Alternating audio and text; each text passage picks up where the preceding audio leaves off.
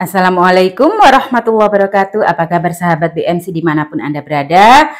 Senang sekali ya, tak terasa kita sudah berada di penghujung Ramadan ini. Nah, ini senang sekali untuk hari ini kami bisa kembali menyapa panjenengan semuanya bersama dengan Galeri Bumi Mojopahit, gudangnya pusaka berkualitas. Ya, benar sekali. Ini adalah insya Allah penghujung bulan Ramadan. Besok kita sudah memasuki Hari Raya Idul Fitri. Nah, sebenarnya saya itu pengen mereview dari Pesi Kurung. Jadi beberapa waktu yang lalu itu ada yang menanyakan tentang Pesi Kurung kepada saya. Cuma waktu itu saya memang stoknya kosong. Jadi di Galeri Bumi Mojopahit ini sobat, Pesi Kurung seperti ini banyak sekali peminatnya gitu loh. Nah, kemarin itu ada salah seorang rekan saya, bisa dikatakan hunter saya lah.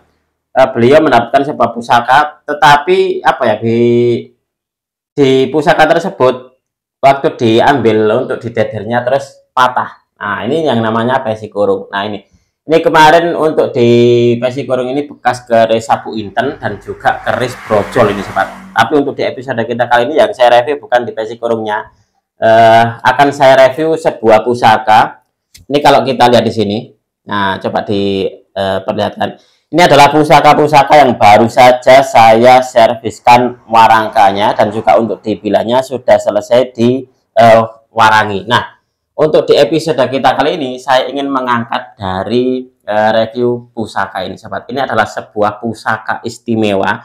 Pusaka ini saya dapatkan juga sama dengan ini. Nah, saya dapatkan sama dengan Pesi Kurung ini, sobat. Dan pusaka-pusaka yang saya dapatkan dari beliau ini, teman kosan Aji saya ini, kebanyakan dari beliau itu saya mendapatkannya pusaka-pusaka bagus atau pusaka-pusaka pilihan. Bisa dibilang bahwasanya beliau itu adalah hunter andalan karena bisa memilih pusaka-pusaka bagus. Nah, salah satunya adalah ini, sobat. Ini kalau Anda melihat di sini, dia untuk diwarangkannya adalah model warangka Maduraan. Ciri khasnya adalah ukirannya. Ukirannya mantap banget. Nah, ini kalau warongkonya sendiri ini gawannya atau sudah dipesankan baru ini, Mas? Ini adalah warangka gawannya. Hanya saja untuk di pendoknya, karena pendoknya sudah jelek dan rusak kapan hari itu, kalau nggak salah di sini itu kayak patah gitu untuk di pendoknya. Jadi untuk di pendoknya ini saya ganti pendok baru. Dia bersepuh emas. Nah, di pendoknya ini dia bersepuh emas. Kalau kita lihat seperti ini kan warnanya kinclong banget. Nah, ini adalah pusaka yang akan saya review di episode kita kali ini menyambut Hari Raya Idul Fitri. Coba akan saya tunjukkan kepada Anda seperti apa wujud dari pusakanya. Baik sobat semuanya, nah ini adalah keempat buah pusakanya. Ini pusaka untuk yang ini. Nah, ini warangkanya Ladrang Capu. Nah, ini adalah warangka Jawa Timuran. Ini juga warongko gawannya ya, Mas Tani? Bukan, ini bukan warongko gawannya, tapi ini warongko yang masih sangat layak. Ini kemarin karena apa ya, di tempatnya tidak terpakai gitu. Tak lihat-lihat kok kayaknya eman gitu kalau nggak dipakai. Karena untuk di pusakanya warangkanya masih bagus. Akhirnya terus tak setelkan dengan keris dapur brojol. Pamornya kalau nggak salah Jung Isi Dunyo Winengku.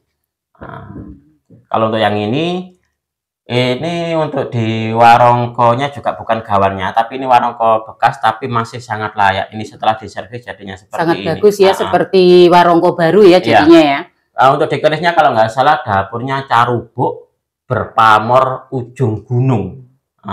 Untuk di warangkanya sudah rusak patah sebelah sini.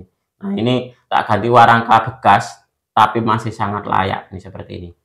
Nah, untuk di pendoknya ini disepuh emas juga. Nah, lalu juga ini juga warangka bekas ini, Bu. Nah, ini warangka bekas juga. Iya, warangka bekas. Tapi setelah diservis jadinya kinclong ya. Iya, jadi bagus sekali nih ya. Kalau nggak salah untuk di kayunya kayu gembol jati. Nah, ini.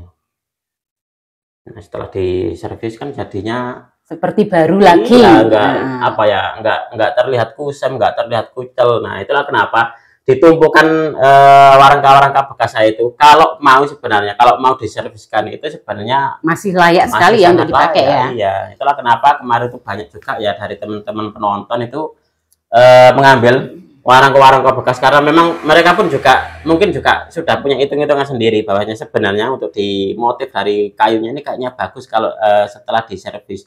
Nah, akhirnya terus diambil sama beliau. Nah, Untuk di pusaka episode kita kali ini adalah menyambut dari Hari Raya Idul Fitri, insya Allah jatuhnya besok Bu ya.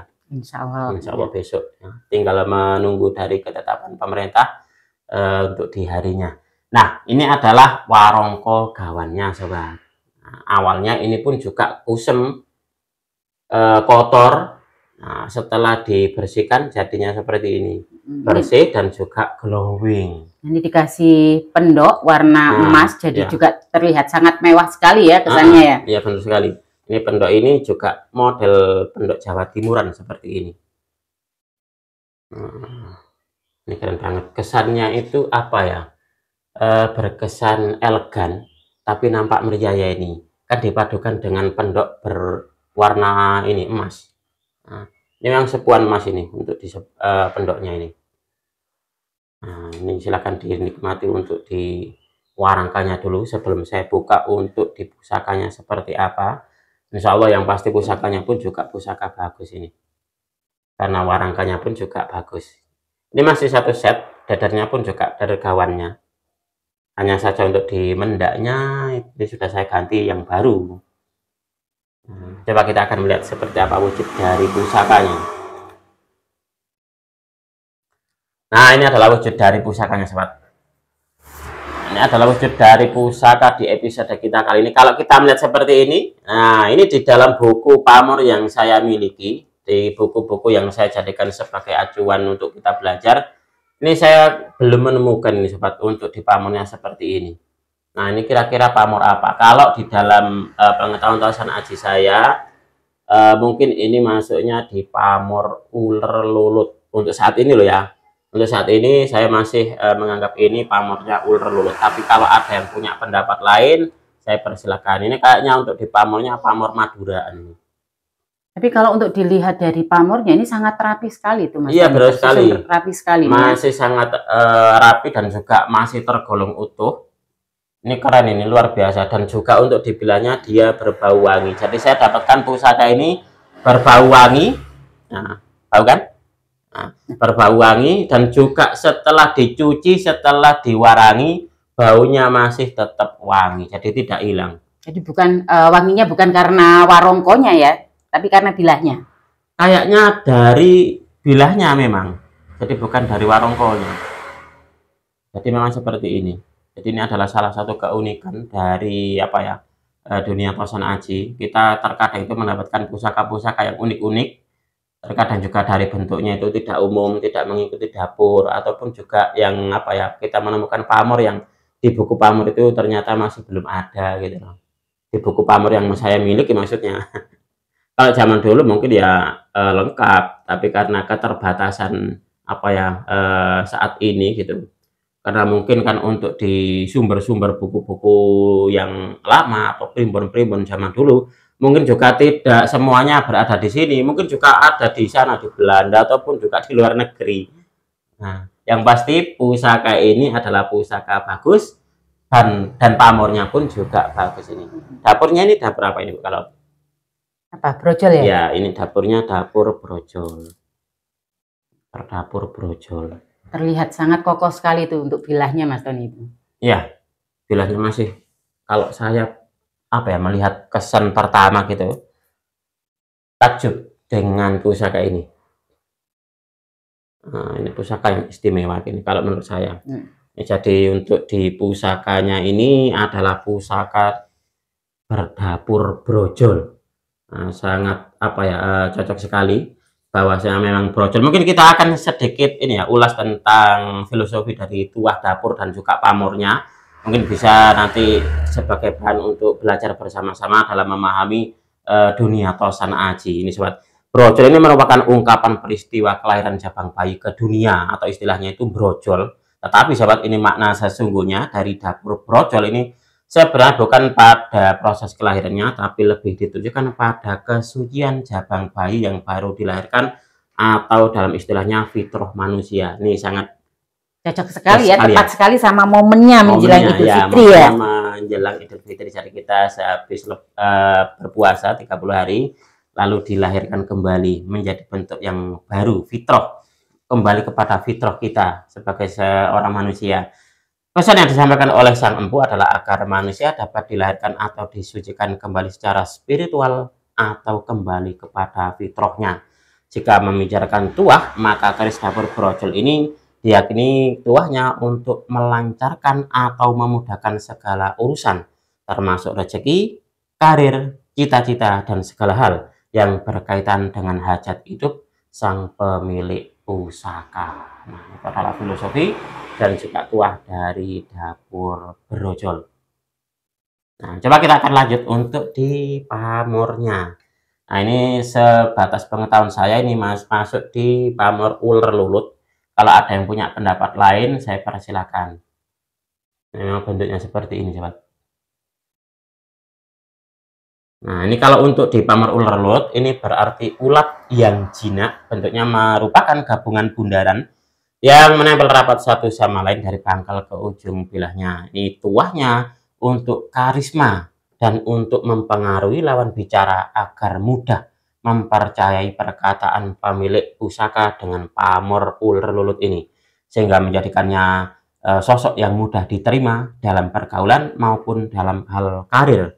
Selain itu juga tuahnya membuat pemilik mudah mencari rezeki. Wallahu alam bishawab. Nah, kalau kita melihat dari tuah pamornya seperti itu, berarti ini sangat cocok sekali dimiliki oleh seorang salesman, seorang kepala desa, seorang camat yang biasa memimpin rapat, bupati, gubernur. Karena itu tadi untuk dituahnya salah satunya adalah untuk perkataan kita agar mudah diterima, mudah dipercaya oleh orang lain. Itu seperti itu dalam pengetahuan tosan aji yang saya ketahui, sobat.